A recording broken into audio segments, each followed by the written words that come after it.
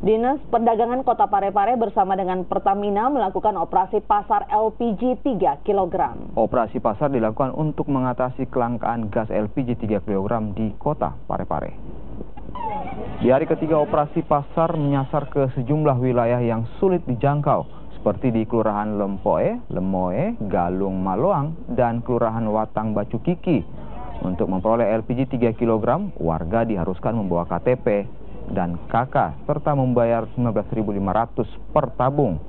Selain itu, kelangkaan LPG 3 kg yang terjadi beberapa pekan terakhir, operasi pasar juga dilakukan untuk menyasar masyarakat yang kurang mampu.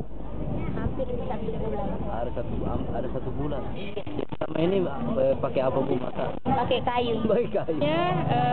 Yang untuk mengambil tabung masyarakat harus membawa kakaknya, kartu keluarga, fotokopi kartu keluarga, dan membawa uang 15.500. Jadi harga satu tabung itu 15.500.